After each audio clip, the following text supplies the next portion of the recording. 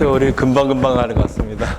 제가 3월 달에 왔었는데 그때는 그 주님의 임재에 대해서 했는데 오늘은 또 아주 우연찮게 그 휴거에 대해서 하게 됐습니다.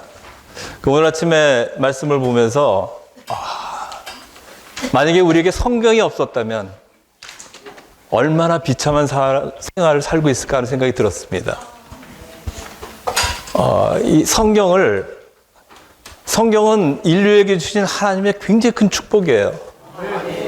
그래서 우리는 이 성경의 내용을 정확히 인식하고 또 체험해서 그 말씀이 물론 객관적인 교리가 될 수도 있겠지만, 교리도 필요하겠지만, 살아있는 말씀으로 누려야 된다는 생각이 많이 들었습니다. 그런 걸 할 때, 너무 누린 게 너무 작은 거예요. 그런데 다른 면에서 보면, 누릴 게 더 많지 않습니까? 그래서 소망이 더 생겼습니다. 한 말씀이라도, 예전에 제가 이해했던 말씀도 체험했던 말씀이라도 그 체험이 너무 얕아요.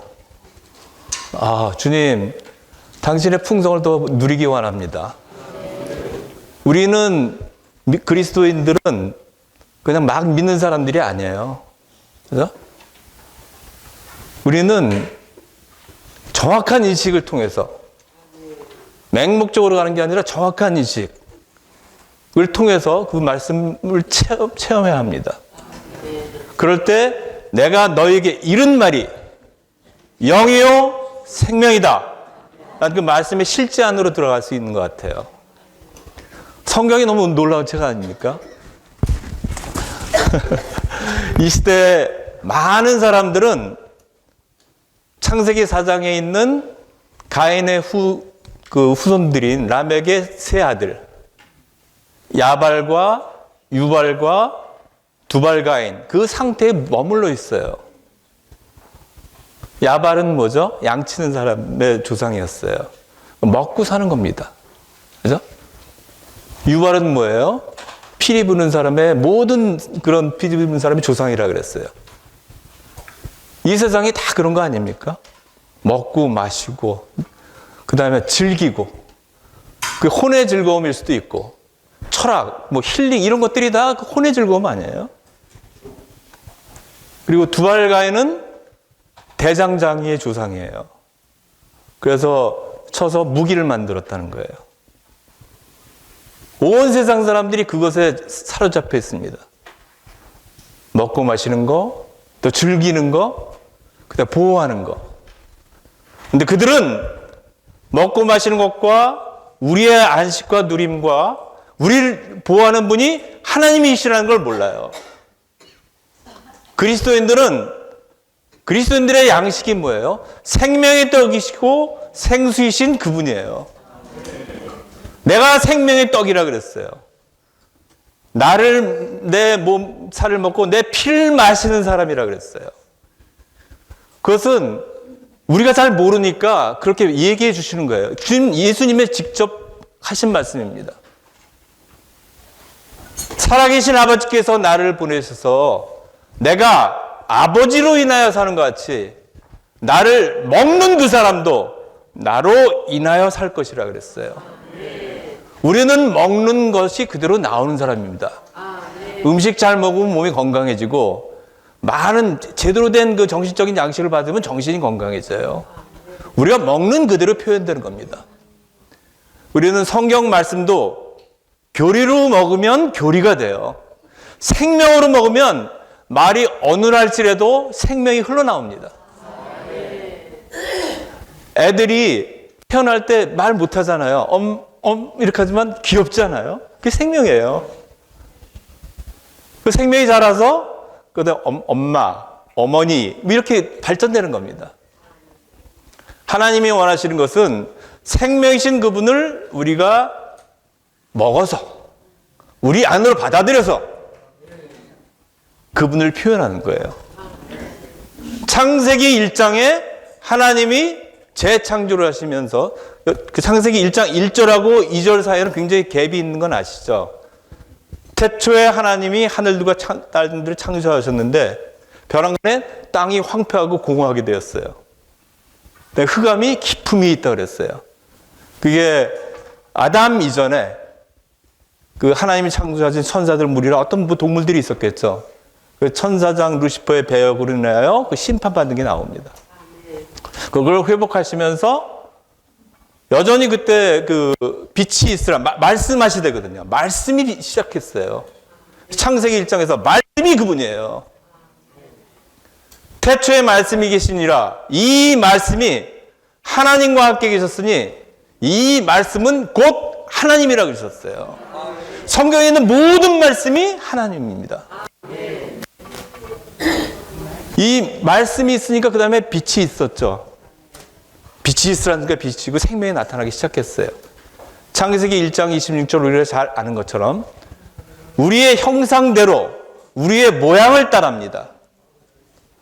In our image, according to our likeness예요.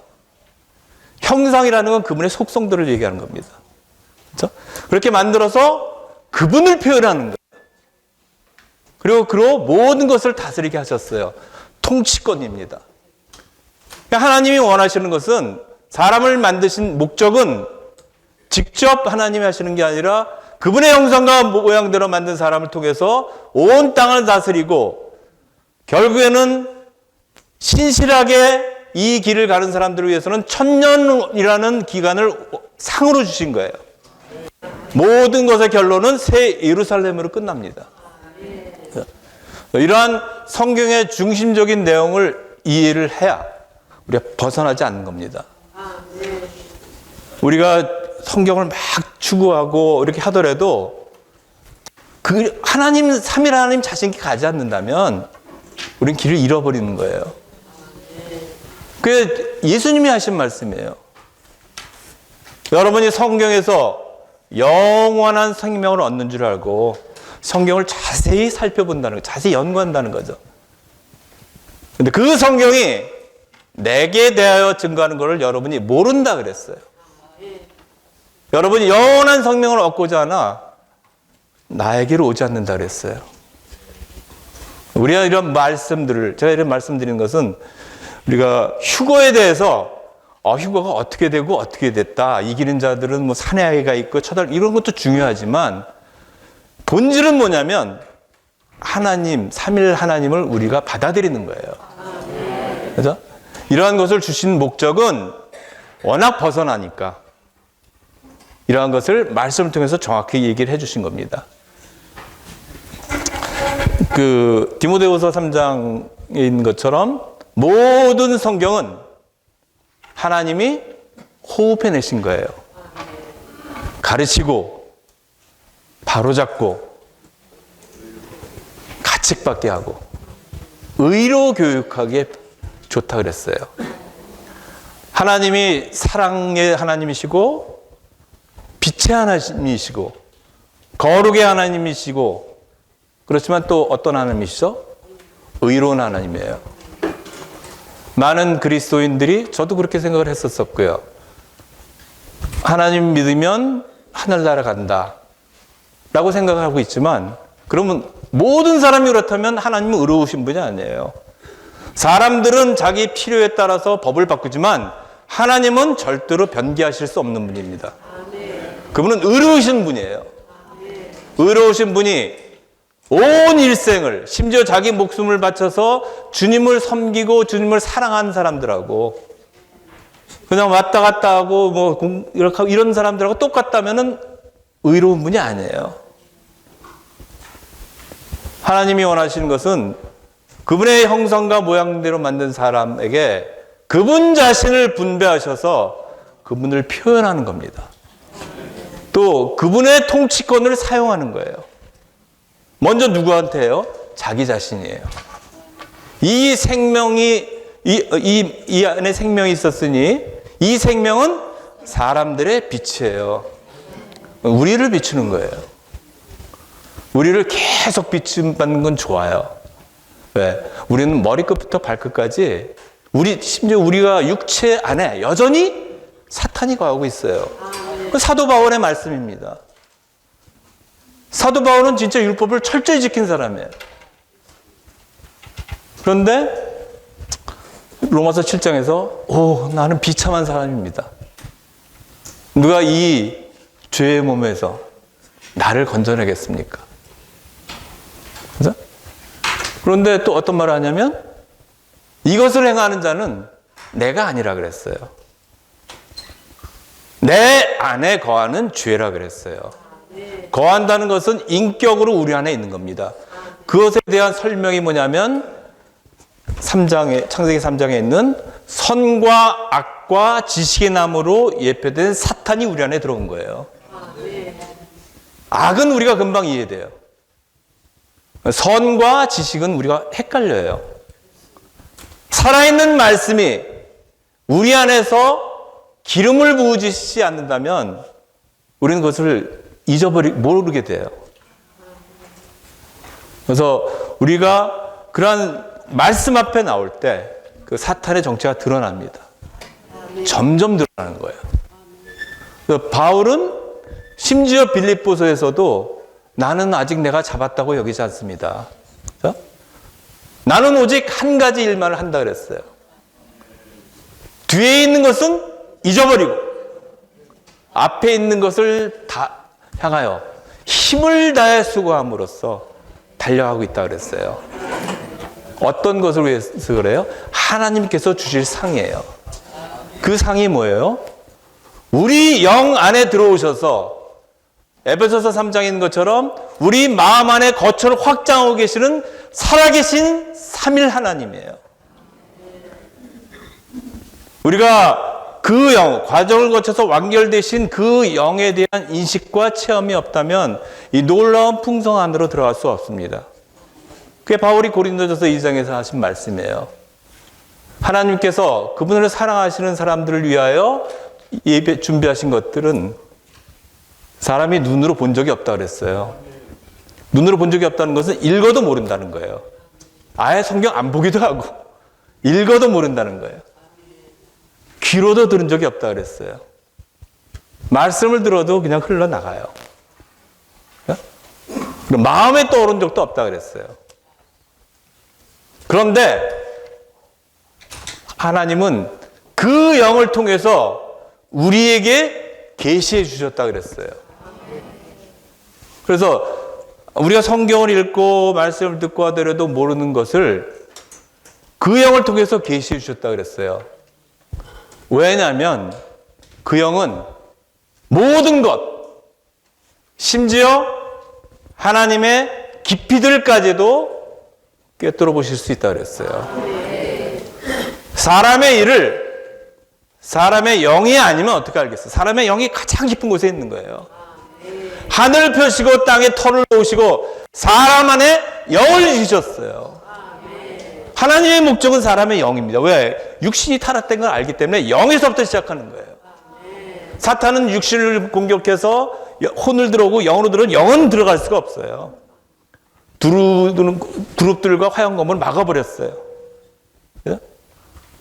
그 죽었던 영을 주님이 과정을 거쳐서 어떻게 해요? 고린도전서 15장 45절에 있는 것처럼 마지막 아담은 생명 주는 영이 되신 거예요.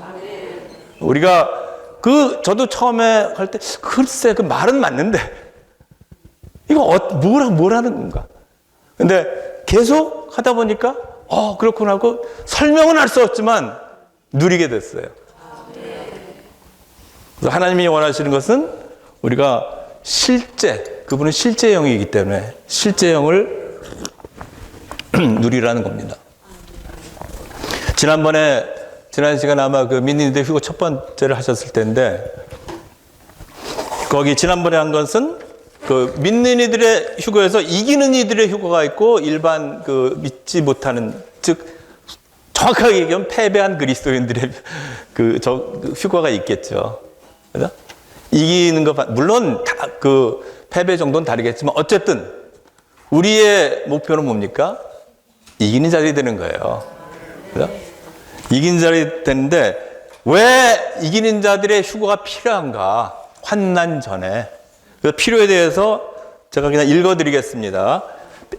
그래서 대환난이 오기 때문에 지구상에 거하는 모든 이들에게 덫이 임하기 때문에 땅에 거하는 모든 이들에게 임할 시험이 오기 때문에 멸망이 평안하다, 안전하다 말하는 이들에게 산고와 같이 이르기 때문에 마귀가 크게 분내어 내려옴으로 땅과 바다에게 화가 있기 때문에 큰 용, 즉 사탄이 여자에게 분내어 그 여자의 남은 자손과 싸우려 하기 때문에 짐승, 적그리스도죠. 짐승이 성도들과 싸워서 그들을 이기기 때문에 이러한 환경에 온 일생을 하나님을 위해서 심지어 목숨을 바치기까지 한 사람들이 그 환경을 거치면 되겠어요?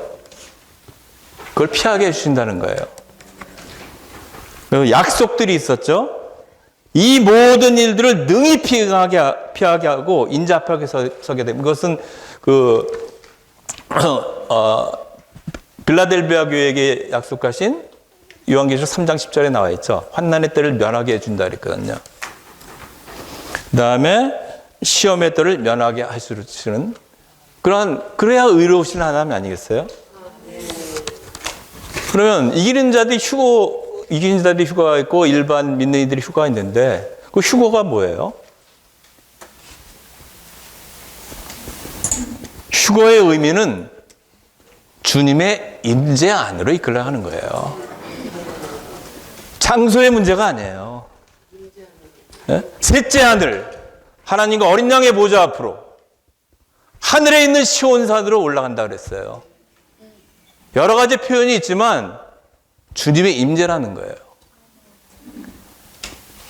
주님의 임재가 우리가 죽은 다음에만 누린다면 우리 좀 억울할 것 같아요. 그렇죠? 주님의 임재의 실제를 다른 사람들은 모르지만 우리는 누릴 수가 있는 거예요. 왜? 그분은 실제의 영이기 때문에 그래요. 요한복음 14장 제가 잠깐 읽어드리겠습니다. 내가 아버지께 구하겠습니다. 그러면 아버지께서 또 다른 보혜사를 여러분에게 보내주실 것이고 14절 16절부터 20절입니다. 그분은 영원히 여러분과 함께 계실 것입니다. 이 영원이라는 건 지금도 포함하는 거 아니에요? 지금 우리랑 같이 계신다는 거예요. 우리 안에 계신다는 거예요. 우리 영 안에 들어오셔서 우리 영을 죽었던 영을 거듭나게 할 뿐만 아니라 우리 마음 안에 생각과 감정과 의지 안에 확장하고 계시는 거예요. 그분은 그런 분이 어떤 분이에요? 실제의 영이라 그랬어요. 세상은 그분을 받을 수 없습니다.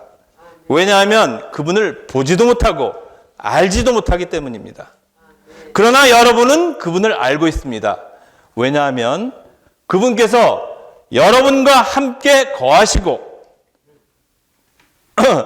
여러분 안에 계실 것이기 때문이에요. 그 성경 말씀이에요. 예수님이 하신 말씀이에요. 받아들이면 축복이에요. 받아들일수록 더 축복이에요. 한 번으로 끝나는 게 아니라 영원히 누리는 축복입니다. 그게 이 시대에 그리스도인으로서 누릴 수 있는 축복입니다. 그리고 여기서는 다른 보혜사를 보내주신다 그랬거든요. 그럼 다른 보혜사 오는데 여기서 또 어떤 말이냐면 나는 여러분을 고아처럼 버려두지 않을 거라 그래요. 그럼 말하시는 분 아니에요? 그분이 그리스도예요. 실제의 영이 그리스도라는 거예요. 왜 고린도전서 15장 45절에서 마지막 아담이신 그리스도가 생명주인 영이 됐다는 거예요. 나는 여러분에게 돌아옵니다 그랬어요. 잠시 후면 세상은 나를 더 이상 보지 못하겠지만 여러분은 나를 볼 것인데 이것은 내가 삶으로 여러분도 살 것이기 때문입니다. 잘 아시는 그날에는 내가 아버지 안에 있고 여러분이 내 안에 있으며 내가 여러분 안에 있다 그랬어요. 그럼 아버지 안에 계신 분이 한 분 아니에요? 유기적인 연합입니다. 삼일 하나님이에요. 그분이 우리 안에 계신다 그랬어요. 이게 성경의 말씀이에요. 얼마나 큰 축복이에요. 하나님이 우리 안에 거하신대요. 이런 걸 몇 번 읽을 때마다 내가 진짜 나쁜 사람이라는 걸 느꼈어요. 하나님이 내 안에 거하시는데 여전히 후회할 짓을 많이 하고 있거든요.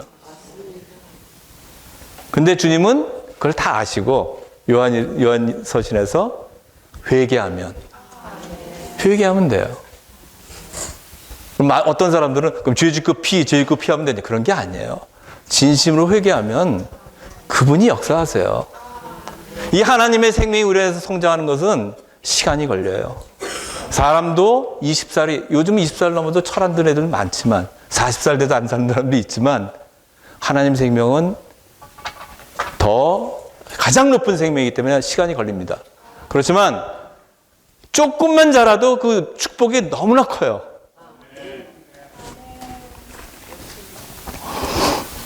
그래서 예수님께 14장 23절에서는 예수님께서 그에게 대답하시다 누구든지 나를 사랑하면 나의 말을 지킬 것입니다. 그러면 나의 아버지께서 그를 사랑하실 것이고 그 다음에 내가 그에게 가서가 아니라 우리가 그에게 가서라는 말씀이 있어요. 3일 하나님이 오신다는 거예요. 세 분이에요? 한 분이에요. 한 분이지만 세 방면이 있는 거예요. 그죠? 그에게 가서 그분과 함께 서로 거처를 정하신다 그랬어요. 그것이 우리가 이 시대에서 누릴 수 있도록 주님이 복음서에서 우리에게 약속하신 말씀입니다. 약속을 누리는 책임은 우리에게 있어요.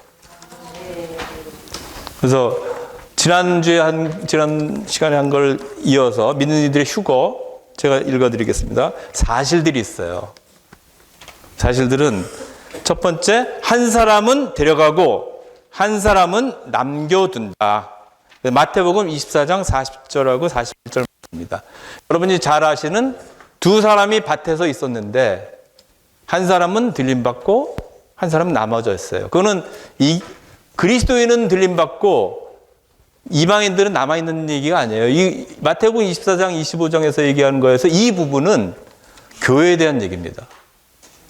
마태복음 24장 25장은 마태복음은 여러 가지 이제 그리스도의 족보로부터 나오지만 그 계보부터 나오지만 5장, 6장, 7장에는 주님의 임재를 충분히 누리고 있는 실제 안에 살고 있는 사람들의 성격들이 표현이 나오는 거예요.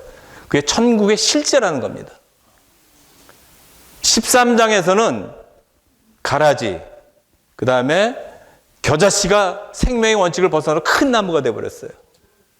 그 다음에 고운 밀가루 서말에 누룩이 들어왔어요. 누룩은 좋은 겁니다. 먹기 좋게 하는 거.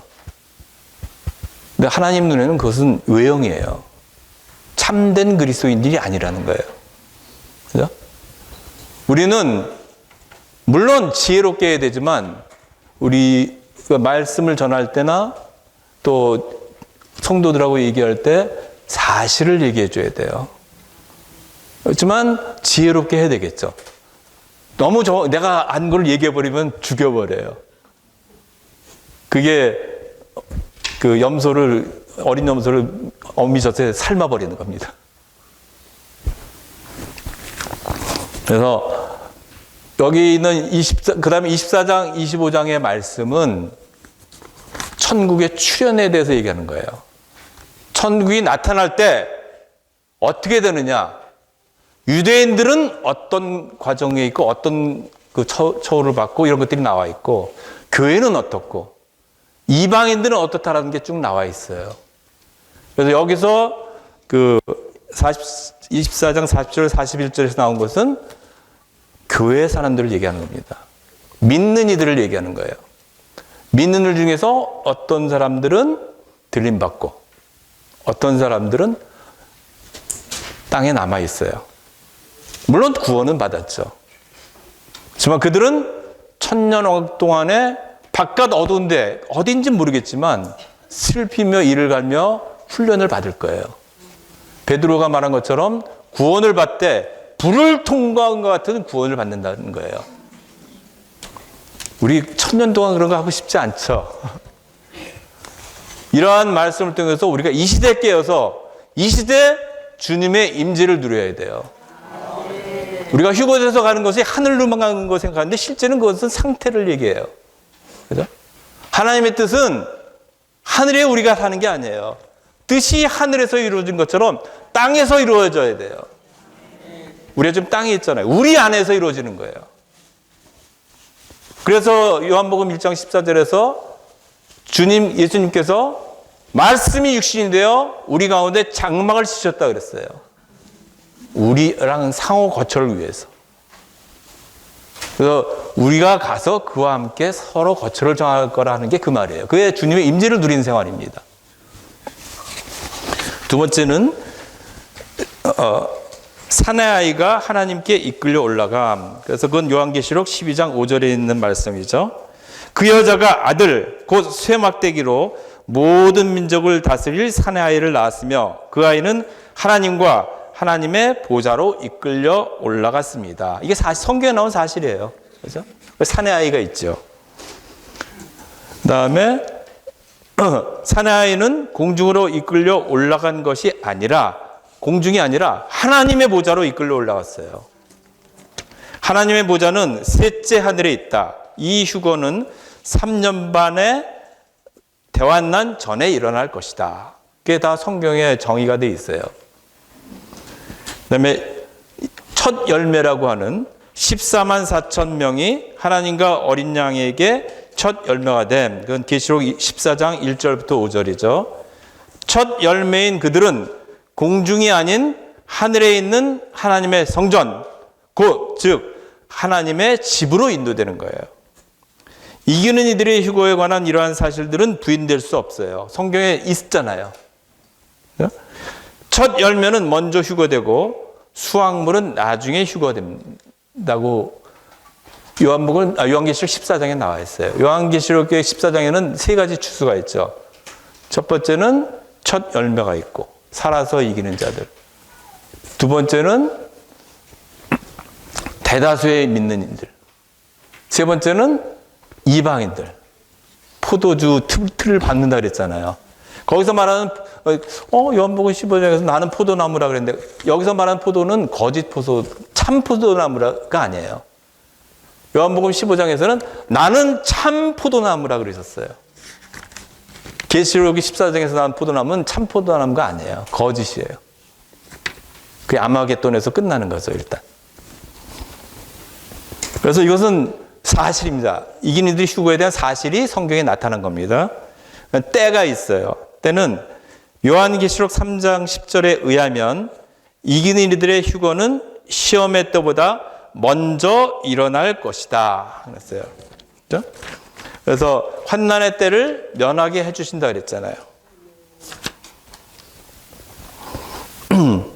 그 다음에 성경에서 말하는 것을 믿는다면 얼마의 그리스도인들은 적그리스도가 하나님의 백성을 박해하기 전에 공중이 아닌 셋째 하늘로 휴거될 것임을 인정해야 돼요. 인정 안 하면 우리 손해예요. 인정하건 안 하건 이건 그대로 이루어져요. 하늘과 땅은 옛 하늘과 이 땅은 없어진다 그랬어요, 성경에. 하나님의 말씀은 영원히 계세요. 왜? 하나님의 말씀이 하나님이기 때문에 그래요. 우리가 구원받은 후에 도망가려고 그래도 도망갈 수 없죠. 왜 그래요? 하나님이 우리 안에 계셔서 안 변하세요. 구원받으면 구원받은 거예요. 그죠? 그런데 하나님이 원하시는 단지 구원이 아니라 이 시대에서 나를 충만히 누려라. 그래서 이기는 자가 되라는 거예요. 장소는 여러 가지 표현이 있습니다. 사람의 아들 앞에 하나님의 보좌로 이끌려 올라감, 시온산 위에 있게 됨. 같은 내용이에요. 하나님이 원하시는 것은 하늘에 속한, 위치적으로도 그렇겠지만 실제적으로 속성적으로 하늘에 속한 거예요. 그건 바울이 교회에 대해서 얘기하는 책인 에베소서 1장에서도 나오죠. 그리스도 안에서, 그리스도 아닙니다. 하늘에 있는 모든 영적인 축복으로 우리를 축복하실 것입니다가 아니라 하셨다 그랬어요. 그걸 누리는 게 풍성히 누리면 이기는 자가 되는 거예요. 조건들이 있어요. 깨어있고 항상 기도함. 그렇죠? 누가복음 21장 36절인데 그러므로 여러분은 장차 일어날 이 모든 일을 능히 피할 수 있고 사람의 아들 앞에 설 수 있도록 늘 간구하며 항상 깨어 있도록 하십시오. 가장 빨리 깨어 있는 방법이 뭐죠? 주 예수님. 주여 여전히 당신이 필요합니다. 주여 여전히 저는 긍휼이 필요한 사람입니다. 사람들하고 얘기하면서도 주님의 이름을 속으로 부를 수 있어요. 그게 깨어 있는 겁니다. 데살로니가 전서 5장 16절에서 20절 말씀 잘 아시죠? 항상 기뻐하십시오. 끊임없이 기도하십시오. 모든 일에 감사하십시오. 우리가 끊임없이 기도하면 모든 일에 감사 안 할 수가 없어요. 이 모든 일은 좋은 일들에 감사하는 것뿐만 아니라 내가 아픔 가운데 있어도 주님이 내가 너무 주님을 떠나 있으니까 나랑 같이 있자. 나의 임재 안에 좀 있어라. 그런 환경으로 보는 거예요. 주님의 임재가 이기는 자, 이 주님의 임재를 순간순간 누리고 매일 누리는 게 이기는 자의 축복입니다.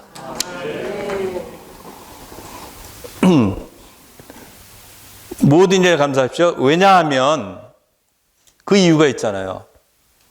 이것이 하나님께서 그리스도 예수님 안에서 여러분에 대하여 가지신 뜻이라 그랬어요. 하나님의 뜻이에요. 우리가 이 뜻을 거스르면 어떻게 돼요? 우리만 손해 아니에요? 하나님의 뜻이에요. 변개될 수 없는 하나님의 뜻이에요. 그리고 난 다음에 어떤 말이냐면 그 영을 끄지 마십시오 그래요. 신원을 멸시하지 마십시오. 우리는 항상 우리의 생각을 로마서 8장 6절에 있는 것처럼 생각을 영에 두면 어떤 환경에 있더라도 생명과 평안이신 주님의 임재를 누릴 수 있습니다. 두 번째는 깨어있고 준비함. 그래서 아까 그 마태복음 24장에서 밭에서 일하는 두 형제, 그 다음에 맷돌질하는 두 자매에 대해서 얘기했죠. 그렇죠? 생활에서 그렇게 된다는 거예요. 어떤 메시지에서 봤는데 어떤 분이 내가 아내와 같이 기도할 때 들림 받았으면 좋겠다 그랬는데 물론 그럴 수는 있겠죠. 근데 성경에 나타난 것은 일하면서예요. 형제는 형제로서의 의무를 다하고 자매는 자매로서의 의무를 다하는 거예요. 그렇지만 그 일만 하는 게 아니죠. 일이 우리를 잡지 못하죠. 우리 안에 그리스도께서 생각과 감정과 의지 안에, 즉 우리가 생각이 새로워지고 우리가 변화되는 거예요. 그 변화가 완전히 성장할 때 그 성숙에 이르는 겁니다. 그럴 때 우리가 실제로 안 올라가더라도 실제 하늘에 있는 상황을 누릴 수가 있어요. 하루 종일. 네? 그 다음에 또한 주님의 그래서 깨어있고 준비하면서 모든 것은 정상적인 생활에 달려있고 살아있는 영으로 항상 주님을 접촉하는 데 달려있다. 그랬어요. 세 번째는 조건들입니다. 지금 세 번째 조건은 주님의 나타나심을 사모한다. 그래서 주님의 나타나심을 사모하는 것과 주님 자신을 사모하는 것을 분리할 수가 없어요. 주님의 나타나심은 주님을 기다리는 거 아니에요? 나타나시는 그 사실보다도 사실 주님을 사모해야 돼요. 그리스도인들은 우리의 참 남편이신 주님을 사랑해야 돼요. 주님을 사랑하는 게 고린도서에서 그 사랑장이 나오잖아요. 그죠? 그러한 상태로 갈 수 있으려면 우리가 그분을 계속 받아들여야 돼요. 사랑은 하나님이에요. 그분이 사랑이 실제예요. 우리의 사랑은 변해요. 상황과 내 상태에 따라서 변합니다. 그렇지만 그분은 변치 않으세요. 우리가 부부지간에도 서로 변치 않는 사랑으로 살아가려면 그리스도를 충만히 누려야 돼요. 그러면 그 표현이 저절로 나옵니다. 사랑해야지가 아니라 제가 그런 거 많이 실패를 해가지고 이렇게 얘기하는 겁니다. 꼭 예전에 고생한 거 생각해서 잘해줘야지 하면은 꼭 자매가 나를 이상하게 화를 나게 하는 상황을 만들어요. 아니, 그게 잘못됐다는 게 아니라 어쨌든 제가 상처를 받게 만들어요. 근데 그런 것을 드러내는 이유는 뭐냐면 내 안에는 사랑이 없다. 내가 나를 떠났다라는 것을 인식시켜 주시는 거예요. 하나님을 믿는 것은 실제적인 생활에 적용될 수 있는 체험입니다. 그 다음에 네 번째는 주님의 인내의 말씀을 지켜야 되는 거예요. 그래서 우리는 주님의 말씀에 신실해야 돼요. 매일매일 규칙적으로 5분이 됐건 10분이 됐건 시간이 많을수록 좋죠. 그리스도의 말씀이 우리 안에 풍성히 거하도록 해야 돼요. 기도를 통해서, 기도로 말씀 먹기를 통해서 어떤 구조로 읽어도 우리에게 생명입니다. 모든 말씀이 생명이신 하나님이기 때문에 그것은 우리를 가르치고 바로잡고 가책받게 하고 의로 교육하실 것입니다. 그 다음에 이김과 주님의 일을 지킴. 그 계시록 2장 26절에 있는 말씀인데 주님의 일이란 무엇인가? 그것은 주님의 십자가에서 죽으심과 부활하심과 승천하심과 내조하심과 다시 오심이다. 우리는 끝까지 그분의 말을 지켜야 된다. 말을 지키는 것은 그 말씀의 실제 안에 살라는 거예요. 주님의 십자가를 지라 그러잖아요. 우리는 못 져요. 그런 모든 것들이 어디 있어요? 복합적인 관유로 예표된 그 영안에 있는 거예요. 출애굽기에서 나온 30장에서 나온 거죠. 30장에서 복합적인 관유. 모략과 육계와 창포와 계피와 이런 모든 것들, 십자가와 십자가의 죽음의 효능과 부활과 부활의 능력이 모든 것들이 주님의 이름 안에 있고 주님의 말씀 안에 있는 거예요. 보혜사 아버지께서 내 이름으로 보내실 성령이에요.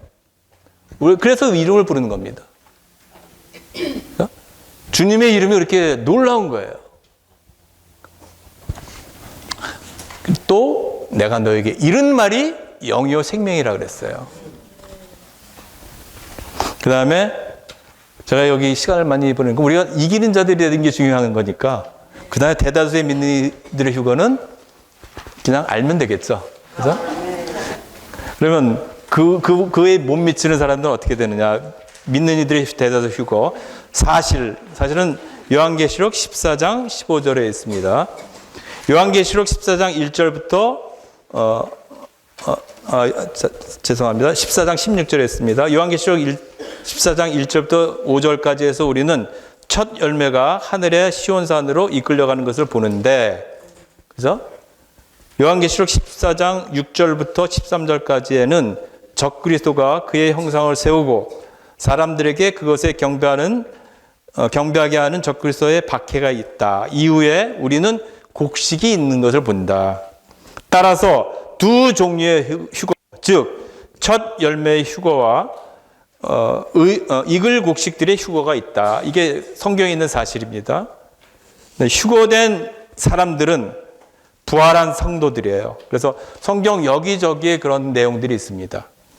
부활한 성도들은 데살로니가전서 4장 16절 일곱째 나팔이 될 마지막 나팔 소리에 죽은 성도들이 부활할 것이며 살아있는 성도들과 함께 공중으로 휴거되어 거기서 주님을 만날 것이다. 그 다음에 그래서 데살로니가 4장 16절 읽어드리면 왜냐하면 주님께서 큰 명령 소리와 천사장의 목소리와 하나님의 나팔 소리 여기서 나팔 소리는 마지막 일곱째 나팔 여러분들 다 배우셨죠? 일곱째에 있는 일곱째 나팔 함께 직접 하늘에서 내려오실 것인데 그러면 그리스도 안에서 죽은 사람들이 먼저 일어나게 될 것입니다. 그랬습니다. 그 다음에 살아남아있는 믿는 이들 데살로니가전서 4장 17절입니다. 그 후에 살아남아있다 그랬어요. 그러면 살아서 남아있는 사람 있고 없어진 사람 있잖아요. 분명히 용어가 데살로니가서 4장 17절에서 살아남아있다 그랬거든요. 남아있는 사람들은 이기는 자들이 아니라는 거죠. 첫 열매가 아닌. 그래서 이거 성경 그냥 읽으면 못 알아봐요. 살아남아 있는 이들이에요. 그 얘기는 얼마 만에 얼마가 된지 모르지만 여기서는 이제 14만 4천이라고 그랬잖아요. 첫 얼마가. 그런 사람들이 먼저 휴거됐다는 얘기예요. 그러니까 대환난 기간 동안에 살아남아 있는 이들이 있는 거죠. 그래서 이 구절은 얼마에 살아남아 있는 사람들이 이미 이 땅에 있지 않다는 것을 말하는데 대단히 큰 암시를 주고 있다. 그렇지 않다면 사도 바울은 살아남아 있는 이라는 단어를 사용하지 않고 살아있는 이라는 단어를 사용했을 것이다. 살아있는 하고 살아남아 있는 것은 굉장히 큰 차이가 있죠. 그럼 때가 언제냐? 마지막 나팔 때, 여러 가지 표현이 있지만 마지막 나팔 때, 즉 믿는 이들의 대다수가 휴거되는 그날은 곧 대환난의 끝, 마지막 나팔 소리, 즉 일곱째 나팔 소리가 날 때일 것이다. 그래서 여러 가지 참고 구절들이 있습니다. 이것은 믿는 이들의 대다수가 대환난의 대부분을 통과할 것임을 강하게 증명한다. 그러므로 모든 믿는 이들이 환난 전에 휴거되리라는 가르침은 절대적으로 성경에 따른 것이 아니다. 그렇죠? 성경에 그렇게 나와 있잖아요. 살아남아 있는. 그다음에 이 두 번째는 불법의 사람, 곧 적그리스도가 나타난 후에, 데살로니가후서 2장 3절이죠. 믿는 이들의 대다수의 휴거는 불법의 사람, 곧 적그리스도가 나타난 후가 될 것이다. 데살로니가후서 2장은 우리에게 믿는 이들의 대다수의 휴거가 대환난의 끝이 될 것임을 말하는데 강한 근거를 제공한다. 그다음에 세 번째는 대환난 때 짐승 곧 적그리스도가 사람들에게 그와 그의 형상에 경배하도록 강요한 후에, 네 번째는 하나님의 백성의 남은 이들과 사탄과의 전쟁 후에, 다섯 번째는 이 시대가 종결될 때이다 그랬어요. 그래서 마태복음 13장 39절은 가라지를 뿌린 원수는 마귀이며 수확 때는 이 시대가 종결될 때이고 거두는 이들은 천사들입니다. 마태복음 13장 39절 말씀입니다. 그럼 장소는 어디냐? 데살로니가서 4장은 믿는 이들의 대다수가 다만 공중으로 이끌려 올라갈 것이라고 말하며, 요한계시록 14장은 추수된 곡식이 구름 속으로 거두어질 것을 계시한다. 그래서 이 대다수의 믿는 이들이 휴거되는 장소가 공중이라는 거죠.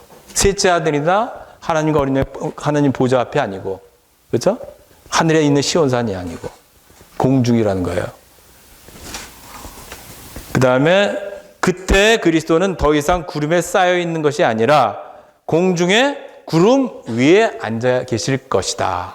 주님이 이제 내려오고 계신 거죠. 그 다음에 조건이 있어요. 조건은 대다수의 성도들의 휴거의 조건은 추수될 곡식이 있는 것이다. 첫 열매는 거둬들여가지만 대환난의 그러한 아주 강한 고통들, 그 해가 내리쬐는 그러한 고통들을 통해서 익어야 되겠죠. 이런 조건들에 만족하는 사람 되고 싶진 않죠. 대환난 전에 휴거되야죠. 그래서 읽는 것이 믿는 이들의 휴거의 조건이다. 계시록 14장 15절의 후반절 보면 주님의 낯을 곡식을 거두십시오. 땅에 곡식이 익었으니 거둘 때가 되었습니다. 이것이 대다수의 믿는 이들의 휴거입니다.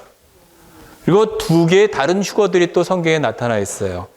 이 두 종류의 휴거 외에 다른 휴거들은 두 증인, 대환난 때 와서 모세와 엘리야라고 예표되는 두 증인이 있죠.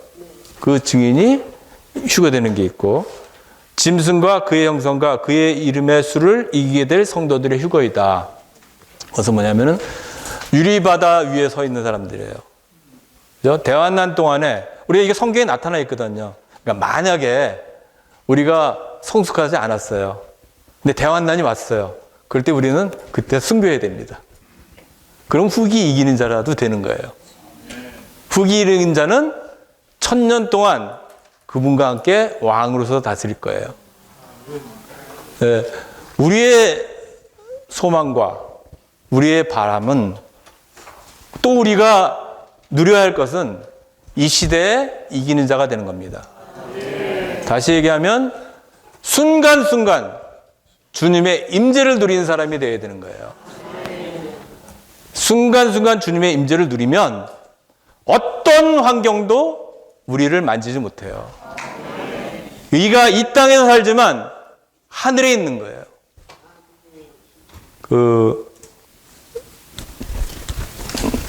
다니엘서에 보면은 다니엘의 세 친구가 저번에도 말씀드린 것 같은데 풀물에 떨어졌잖아요.